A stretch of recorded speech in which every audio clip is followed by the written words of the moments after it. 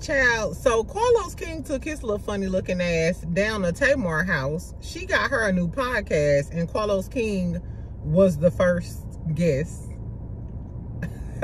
Girl, that was your first mistake, because that little mini man was boring. The interview was so boring, y'all. I literally ain't got shit to report back. Exactly. If that was a clear indication that even though Carlos King think he the star, you not the star, baby. You not the star. The interview gave starless. He didn't really talk about nothing interesting besides him knowing all of the girls. Like, baby, Carlos King, you need to be worried about what's going on at Love and Marriage Huntsville. I'm shocked that he ain't came out with a statement, said anything. He give a little, you know, morning sermon all the time. You ain't gave no sermon over what could possibly be happening. Because you know you can't come out and say anything about Destiny if you ain't said shit about Mel. You need to be trying to send her some edible arrangements. Tell Mel to please stay. Because the show gonna be trash without her. Anyway, child. In Love and Marriage, we're gonna talk a little bit about Love and Marriage Huntsville. I watched the first episode of WAGS. For those of y'all who don't know what WAGS is, it's Wives and Girlfriends with Sharelle Rosado on Netflix. So I watched the first episode. I'm gonna give y'all my general opinion, and then I'm gonna come back and we can talk about everything else after I finish watching everything. And then we're gonna talk about Love and Hip Hop Atlanta, because I forgot all about that. Hold on, there's some other little tea. Girl, tell me why Jamal Bryant Gizelle's from Potomac, Real Housewives of Potomac. So remember on the show when Gizelle was talking about Jamal's new wife, and she was like, yeah, she not on my level. Girl, so the wife came back and she deleted her post with, don't be a punk ass bitch. Say it with your chest. She said, being a mean girl ages you. I thought that was funny. Gizelle, she trying to say you an old ass, hating ass bitch. I don't know, y'all. Make sure you subscribe, friend. Make sure you like this video. We finna talk real quick. Get you a whatever you need to do. Today is Thursday. Today Thursday, right? Y'all, I'm holding on by a thread. I didn't work out every day this week. I think I'm gonna go home though and relax and watch some shows. I'm gonna watch Salt Lake City, the reunion, and we can talk about that later on tonight. Traders, watch the rest of Wives and Girlfriends. I'm so mad all the Queens men just went off and they ain't coming back on. Are y'all watching Harlem? Y'all know that's coming out soon. Anyway, child. So make sure you subscribe. Make sure you like this video. Welcome back, friend. Let's talk some shit real quick on my lunch break. I ain't got that much time, so I'm gonna keep it quick. So we're gonna do something different. We're gonna do something a little different today. We're gonna kind of like play a little game or whatever, kind of like pump it or dump it. I don't know, but it's gonna be like the biggest props and the biggest ops. So every situation or every you know what I'm saying, every little topic I talk about, we just give me who your biggest props is to and who your biggest ops. So for the different shows and stuff. So first let's talk about Sunni and Destiny. Then we're going to talk about WAGS. And then we'll talk about Love and Hip Hop. So in a little preview clip, I meant to talk about this yesterday. Sunni and Destiny getting into it. And Destiny basically is like, aha, that's why your man in jail. You spending your first anniversary alone. She goes outside. She talking about, yeah, she a dog walk, Sunni, basically. And I told y'all Sunni went live to kind of address it, and she was calling Destiny a clown. She desperate. So I got a question. Who y'all get the biggest props to and who y'all get the biggest ops to? Is Sunni taking an L because she did all of that flossing in front of Destiny and now Moses in jail? And that a man that you fought for and you threw in another woman's face, now he in jail and now you not even with him? I don't know. Or is that Destiny because, can y'all hear me? Or is that Destiny because, I mean, you still look desperate and thirsty and pressed like a panini over a man that's still not yours? And I'm sorry, their response, it's not helping those rumors that you may have called the people on Moses. I don't know. Tell me what y'all think. Tell me what y'all think. Moving on, let's talk about Wives and Girlfriends real quick. So like I said, y'all, WAGS is on Netflix. If y'all haven't watched it, tell me if y'all watched it. I only watched the first episode, so if you comment, y'all can talk some shit, but don't tell me what's gonna happen. Oh, excuse me, y'all, sorry. But don't tell me what's gonna happen, friend. Okay, so on the first episode, we meet all of these girls. Jules is one of the real popular ones or whatever. She used to work for Yeezy, and Kanye West fired her like publicly or whatever. And it was some rumors a long time ago that she used to mess with LeBron. Like she was LeBron James' mistress. That's how I found out about her. Then I knew about the Yeezy shit. Exactly. So Sharelle Rosado is on there. For those of y'all who watched Selling Tampa, which I used to love Selling Tampa. I hate that they took that show off. Anyway, so she's a real estate broker. She specializes in luxury homes. And she's married to Chad Ochocinco, or engaged, or whatever they got going on. He her baby father. Oh my God. Don't. Those are co-workers. Anyway, so what was I getting ready to say, y'all? So, damn, they threw me off. Okay, yeah, so Sharelle is the broker or whatever, and she is, I don't know, she came in talking about some, yeah, and I'm basically a boss bitch, and to be in my circle, it's a very high standards to be in my circle, and it's given very elitist and classist. It was a turnoff, like first of all, bitch, you straight, you cool, you just like any other pretty girl in Miami making money. It's a lot of pretty girls in Miami that gets money. Trust me, I know. Anyway, and then like the other girl who came on, Portia, she's like the Black Barbie. She was like co-signing it, like, yeah, Sharelle knows a lot of people, and you know, basically you need to stay in her good grace, and if she don't want to hang with you, then you kind of out of the circle. It kind of reminded me of Basketball Wives, and it's just like, bitch, how old is we? Why are y'all clicked up like that? I've never been one of those girlies. Like, I can stand on my own. That's why I don't hang around a lot of females or try to be in like YouTube little cliques and shit. Bitch, I can stand on my own. I hate girls who think like this. I ain't like Portia as soon as she said that about Sharelle, because basically you trying to say you gotta suck up and stay in Sharelle good graces so you could be in the in crowd. I said, if this ain't a weak bitch mentality, I don't know what is, child.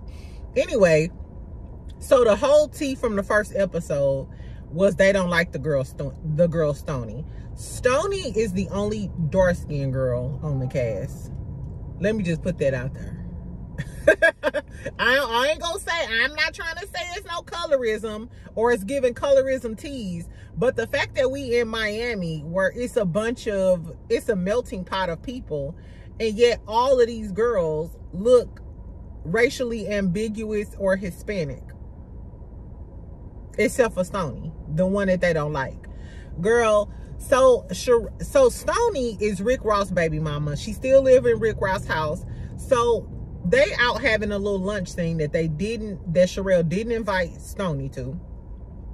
And the girl, so Ashley is throwing shade too. She's like another one of Sharelle little minions. So Portia, was it Portia? Yeah, I think Portia was telling Sharelle and them, hey, Stony hit me up, Rick Ross' baby mama. She hit me up and she's looking for a place. So the girl Ashley gonna say, did you get a guarantee of funds or something like that? You know, did you make sure this bitch got enough money to purchase a home? First of all, I was just like, okay, these bitches hating, because that shade was unnecessary. We ain't never even met this bitch.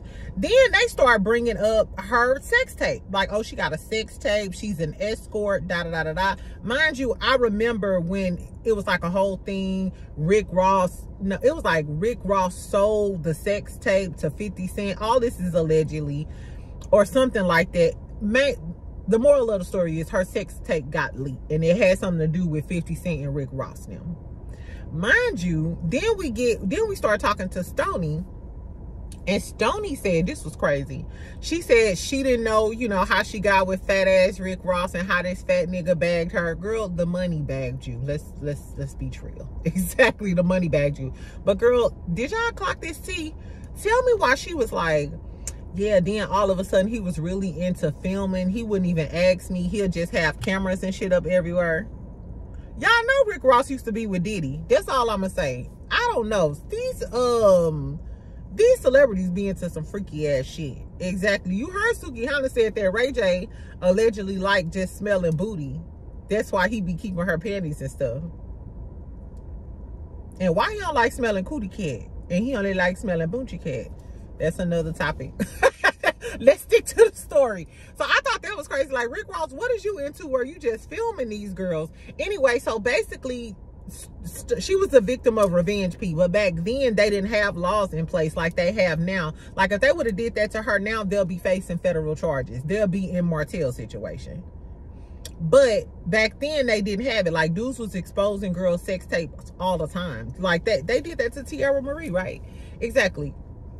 So she was talking about how it deeply affected her. She's like out with the girl Alexis. I like Alexis. Alexis, that's the one with the locks. She seems like the only calm, cool, sensible one. She kind of reminds me of like a Cynthia Bailey. You know what I'm saying? Like, so she broke down at the table and was like, you know, that's still da-da-da. And I'm sure it is, because now this man, because he's salty, then put out this sex tape on you, and now everybody is judging you. That's that's the first thing that pop into people's head as soon as they, you know, hear your name. You know what I'm saying? So then they get to this little party or whatever. So they having like a little cocktail party, a little mixer. So Stoney comes in, and this is the first time we see Sharelle and Stoney like meet, because Sharelle already said I don't fuck with her. So they all talking, and they talking like, the girls are sitting down talking as if the girl Stoney is not there. Talking about, well, we'll see, and da-da-da-da-da. You know, just being catty and mean and shit. And the girl, Jules, the one who used to work with Yeezy, who allegedly was messing with LeBron back in the day, she was like, y'all ain't never, you know what I'm saying, filmed y'all himself having sex or stuff. You know what I'm saying? She was like, I don't know why y'all acting like it's such a big deal. And then Sharelle was like, that's not all I heard. And the rumors say that she's an escort and da-da-da-da. And Jules was like, well, we shouldn't go off of rumors, because we know anything that's posted on the blogs. And the fact that Sharelle was so cavalier about, yeah, and the blogs, and bitch, let's not talk about what we didn't see on the blogs about you and about Ocho Cinco. Because on the blogs, they said Ocho Cinco headbutted Evelyn. On the blogs, you just said that same man was sleeping in your bed fucking on another bitch. That's what was said. Ocho Cinco wanted me. Ocho Cinco obviously do want a lot of bitches. So let's not. Jules was a good one, because I would have ran down all of the things and all of the rumors that I seen on the blogs. But I like the fact that Jules wasn't afraid to speak up like, y'all some fake ass hoes, let's not. And I'm sure Jules feels some type of way, because for years they said that she was messing around with LeBron. And if she wasn't, I don't know whether she was or not, but if she wasn't, then I feel the same way, you dirty dog hoe. Don't, Anyway, girl, so Stoney walks over there and just comes and sit down like, I heard y'all hoes was talking to me. What's up, dog face bitch? What's up, dog face bitch? Anyway, child. So Sharelle, she did stand 10 toes down, and she was like, yeah, I just have to say, I can't fuck with you. I don't see myself fucking with you because of your reputation. First of all, who the fuck is you, bitch? Girl, the fact that Sharelle was sitting there acting like she was a queen and she was the Don Dada is insane to me. Bitch, you had one season on Selling Tampa, and that's how we know you. And you fucking with Ocho Cinco. But you can be non-existent just like Evelyn is right now.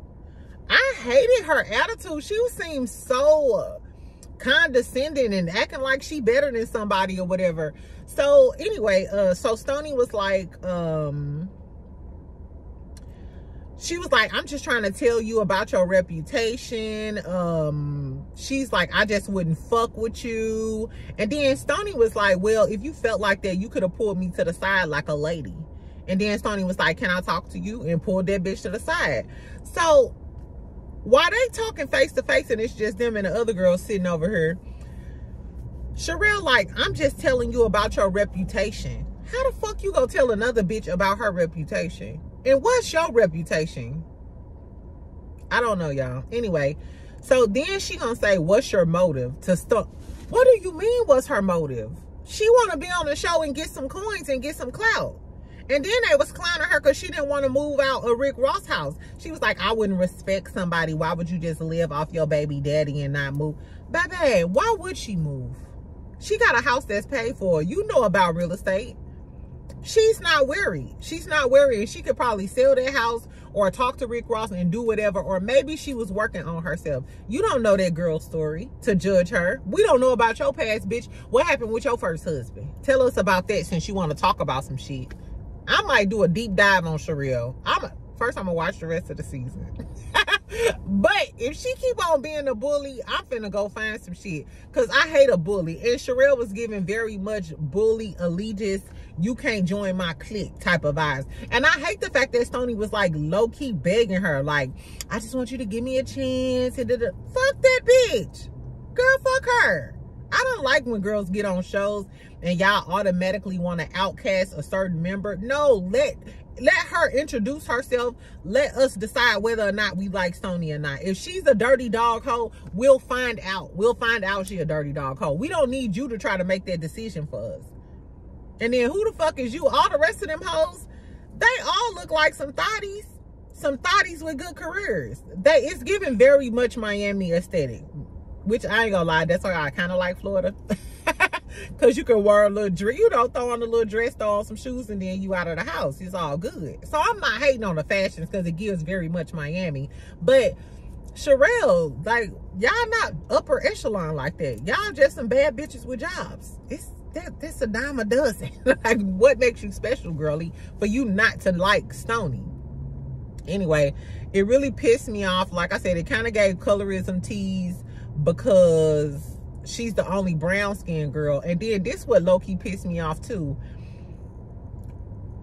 Sharelle gonna say, so as soon as they got back around the girls, they was like, did y'all have a kumbaya? Sharelle was like, no kumbaya moment. Just to let these hoes know I'm still not cool with this bitch.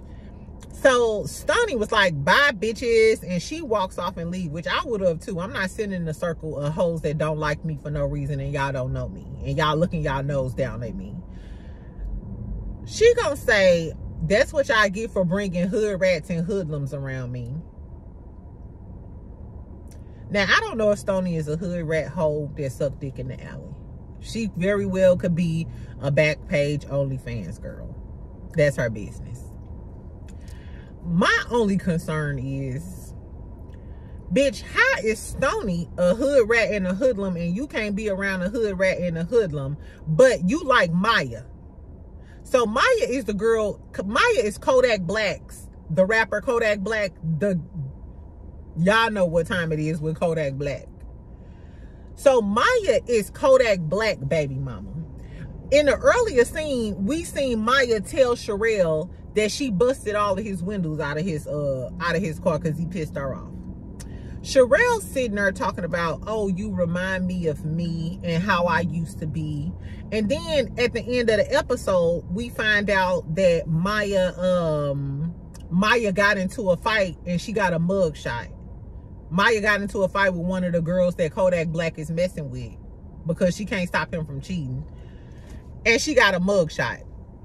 So, bitch, tell me why it's okay for you to consider Maya your little sister and she act like a hood rat and a hoodlum, busting windows out of cars and shit, mug shots and all of that shit, bitch. But you still trying to re-victimize Stoney and call her a hood rat and a hoodlum and you can't hang out with her and can't nobody fuck with her and can't nobody invite her nowhere. What's the difference between them two? And then she gonna call Stoney like, oh, Stoney is 40. I mean, yeah, Stoney is 44. And then Sharelle on the internet it say she 37. Bitch, you 37 times 2. You a motherfucking lie, bitch. Ain't no way in hell Sharelle is 37. Bitch, if you 37, you aging like 2% milk, bitch. Ain't no way. Sharelle is definitely in her 40s. Sharelle look good. Sharelle is a pretty lady. But you definitely in your 40s, bitch. You ain't no 37 nothing. You ain't seen 30s in years. I don't give a fuck about what nobody's saying. Exactly. Ain't no way you, girl. Anyway, child. Ooh, speaking of age, did y'all see Amari Stoudemire? So Amari Stoudemire, if y'all don't know who he is, he's a famous NBA player. Now he's a head coach, but he was that guy. He was that guy in his, you know what I'm saying, in his day. I watch basketball. Girl, did y'all see how rough he looked? I Googled him, girl, and Amari Stoudemire is 42 years old. The real tall one that go with Alexis with the locks. like, I don't want to put no jacket on nobody, but what the fuck you been doing in your life?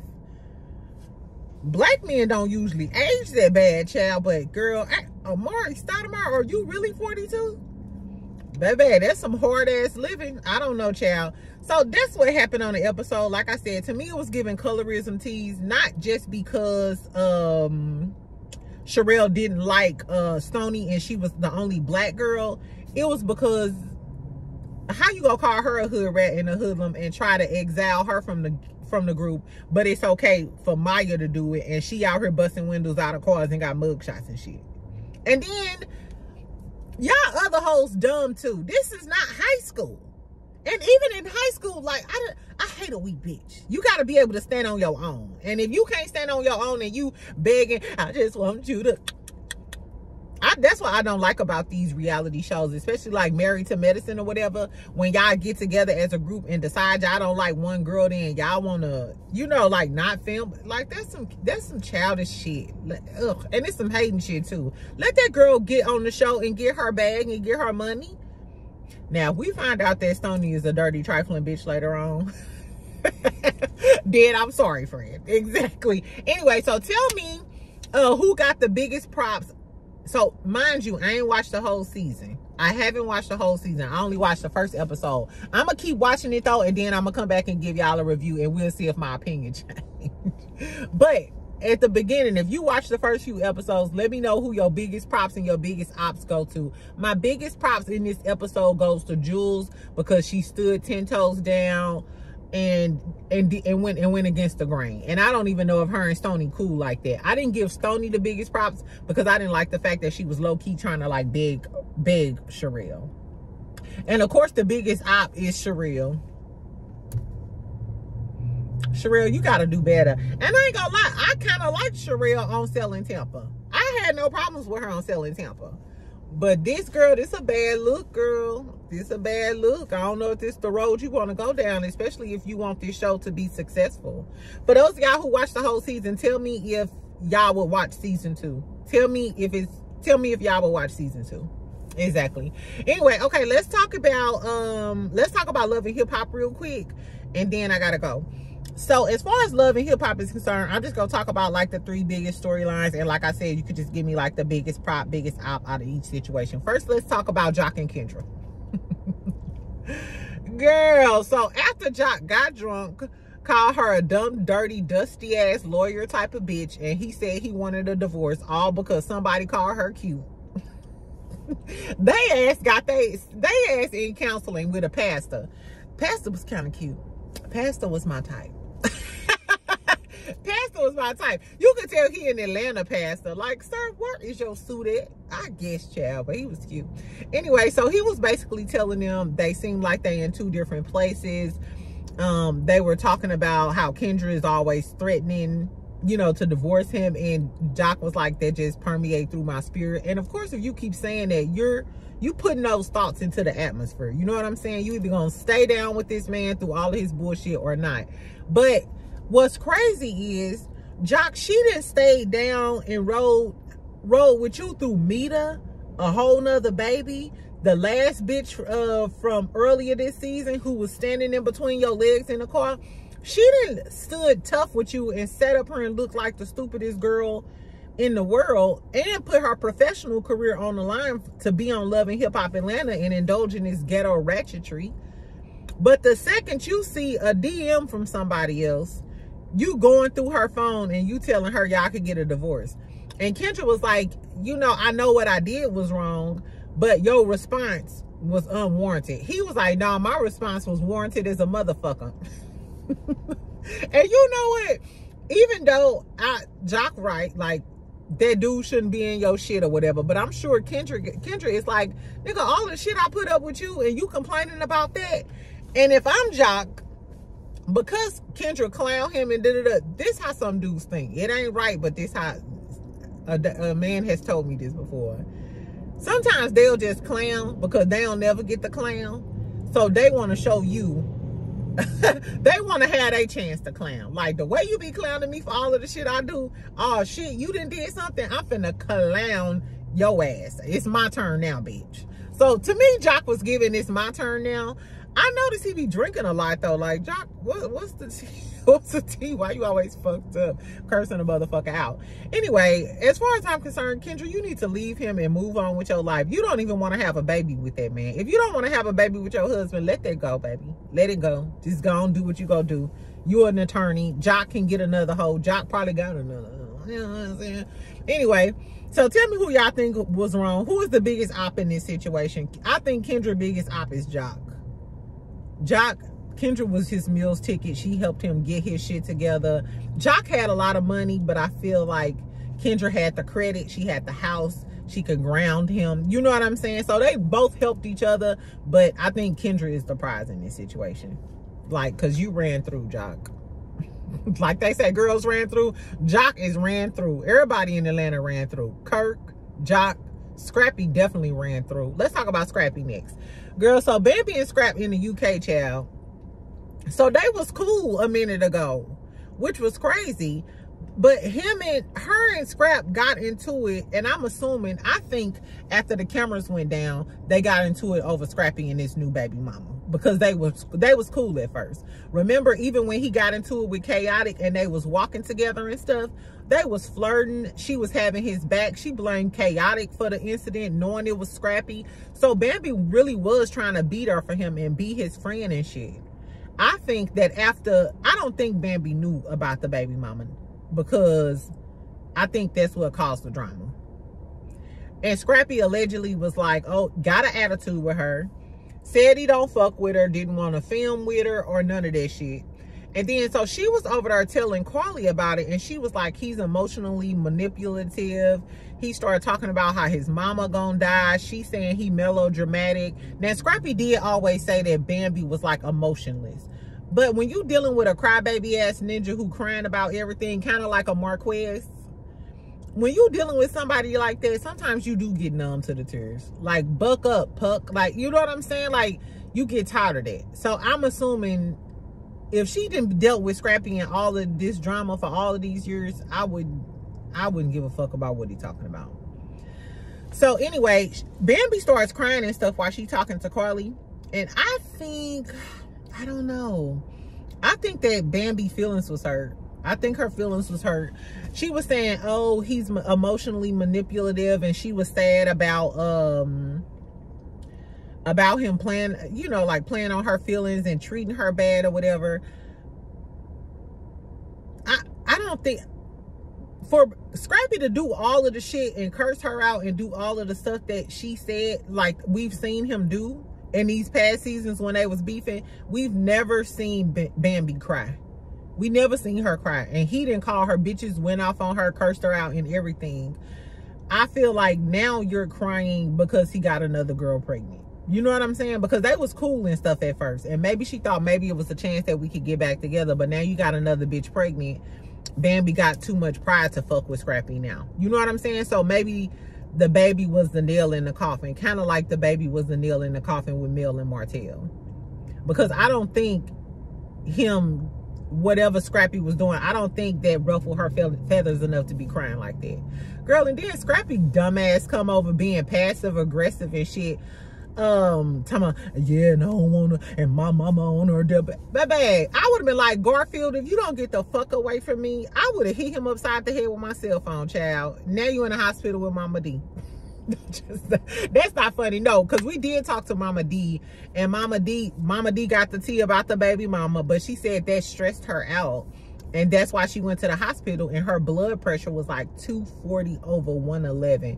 Baby, Mama D, and I talked about this when it happened a few months ago. It's on one of them little videos, child. But that is stroke level. That is very serious. I told y'all when I went to the hospital last year for my blood pressure was over 200, and they were like, thank God you came to this, you know, hospital, so and so and so and so on. So that's serious. Like, blood pressure could kill you or whatever, especially if you drink and stuff. Like, it's serious. And then I didn't like that later on when Scrappy sat down with Mama D and he kept talking, he kept eating. I don't like how unserious he was. Like, the way you was crying and shit in the UK, you was crying because everybody found out that that you got a baby mama. You wasn't crying about your mama because ain't no way once she was okay, you was sitting there eating chicken and shit, telling her to get off Instagram and all of that other shit. No, your mother could have passed away, my nigga. Like, and he just seemed so lackadaisical about it. Talking about, don't believe the rumors. Anytime a man has ever told me not to believe the rumors was true. Anytime. Man, don't believe that shit on Facebook. Bye-bye. The shit on Facebook true. Anytime. Man, don't be believing that. It's true. Because he just told Mama D, don't believe the rumors. Stay off Instagram. Now you got a grandchild. And she on the show. And the girl just a little thotty yaddy yaddy. I follow her on Instagram too, child. She is the typical little thotty yaddy yaddy. Right up scrappy girl, I guess. Bambi, you better off. Who the biggest op? Scrap, Garfield. He the biggest op. We already know. We ain't even got to take a poll. Anyway, so let's talk about Kirk, Rashida, Yandy, and Mendeecees, child. The biggest op of the day. The biggest op of the day. Sharelle came in a close second. But the biggest op by far is Kirk Frost. Kirk, you know, Kirk is such a bastard. I seen him a few times down in what's the little area in Atlanta? It's not downtown or whatever. I don't know where all the little clubs, Harold's Chicken and shit at. Girl, anyway, Kirk motherfucking ass. So Yandy and Mendeecees, they having dinner with Kirk and Rashida. So Mendeecees, being the East Coast man he like, yeah, brother, I didn't really appreciate that. He basically telling her, like, I don't like this Jasmine drama shit. It's fucked up. And he feels some type of way that Kirk brought him into this bullshit. Mind you, I heard somebody in the comments saying Mendeecees was a punk because Mendeecees keeps saying something, but Mendeecees ain't saying nothing to Kirk. Did y'all forget when Mendeecees yoked up Yandy cousin in that damn gym in the early episodes of Love and Hip Hop? Mendeecees had a shootout allegedly with Jim Jones. Mendeecees ain't no punk. He's short, but I don't see Mendeecees being scared to approach Kirk. If anything, Mendeecees don't want to get in trouble by end up having to slap the dog shit out of Kirk. If I was him, I'd rip that lace front off his head. But that's just me. I definitely lift that lace. Anyway, so Mendeecees is airing out his grievances, so and so and so and so. And then Yandy mentions the fact that Rashida ain't even called this bitch. She ain't said shit to Yandy since that shit happened. That is some fake ass shit. Remember when Yandy brought what's the girl the girl with the purple hair from the group with Diddy or whatever? That was her friend, and she crossed her when she came on the show and was laughing at her postpartum. Yandy gonna cross her friends, baby. She ain't a friend to no one. She was allegedly cool with K. Michelle at first. Anyway, girl, so Yandy sitting over there like, I had no idea. I didn't even know what happened. Then they flash back to the scene like, bitch, wasn't you sitting in front of Erica and Saucy Santana and Sierra and them snickling and giggling about this bitch?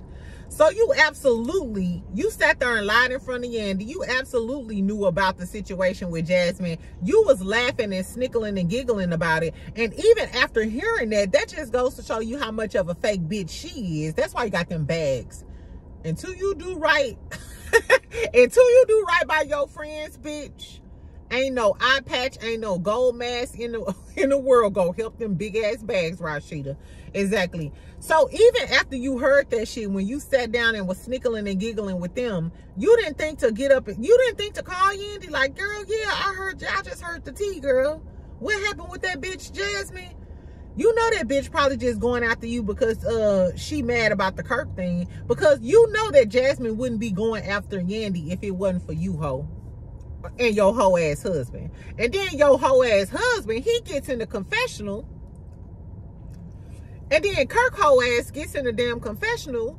And the producer asking him, yeah, do you know if Mendeecees cheating or da-da-da or whatever, you know, being in the, he gonna say, I can't say either way, you know, and left it up to speculation, trying to insinuate that, yeah, it could, girl, he was trying to insinuate that, yeah, Mendices could be out there slanging pipe down in Bankhead, Buckhead, or wherever. That is some fake ass shit. And to me, it's giving. So remember, after this stuff happened on 4th of July, so after the first season ended, on 4th of July, or was it Memorial Day, Jasmine posted a plate of food, a barbecue, and was like, Kirk and Rashida threw down on this food. So it's given, after Jasmine drugged the dog shit out of Kirk and drugged Rashida, and we was talking about how stupid that bitch is, I think that they came together, decided to get cool with the provision that she started throwing Mendices under the bus. Or Kirk probably gave her that child support that she wanted. And because she been shush mouth. She ain't been exposing them on the internet no more. Y'all notice. All of a sudden, Jasmine ain't talking shit about Kirk and them no more. So Kirk must have paid her that child support and said, hey, don't talk about me on the show. Let's shift the narrative over to Yandy and Mendici. Girl, Yandy, if I was you, I'd go ahead skull drag Rashida. That ain't your friend. But she ain't nobody friend. That's what Yandy get, though. I don't fuck with Yandy either. Trash can Yan, I don't fuck with her. Because that's what you get too, bitch. Because you came on this show clout chasing. And she's very, I don't know what the word is. But she's one of, social climbing. She's a social climber. She's always trying to be in with the in crowd with the certain girls. A lot of people were saying she's trying to get on Housewives. I can see her trying to get on Housewives because she's just always trying to be in the mix with the girlies. Trying to be with Portia and Quad and da-da. And it's giving, you came on this show and you wanted to make sure you with Rashida. And I don't even know why she was acting like her and Rashida is best friends and shit like that. Y'all ain't even been living in Atlanta that long. Yandy, this might be your karma too, child, for what you did to Chrissy. Cause I still love Chrissy. Chrissy my bitch. Exactly. Anyway, child, so tell me who y'all thought the biggest op was. As far as I'm concerned, Kirk is the biggest op of the year. And I hope when Mendici see this, ooh, child, I hope they have a reunion. I really hope they have a reunion. Because I want to see what Mendici's got to say to him. And I want to see if Kirk going to get saucy with him or say anything. Because I'm sure Mendici probably knows some other tea about Kirk. Girl, I don't know. Y'all. I can't be, I don't know. I'm glad y'all my friends. Because I promise I've been to whoop somebody. With friends like these hoes, exactly. Anyway, child, so I'm finna go. Make sure you comment, make sure you like, make sure you subscribe. Tell me what y'all think about the Destiny and Sunni beef. Will Destiny dog walk Sunni? And tell me what y'all think about WAGS, child, and what y'all think about this episode of Love and Hip Hop Atlanta. I'll talk to you later, friend. Later on, we can talk about the Salt Lake reunion, and I'm gonna try to watch Traders. Did the Traders episode already drop, or it dropped tonight? I don't know. I'm gonna go find out. Anyway, bye, friend. I'll talk to you later.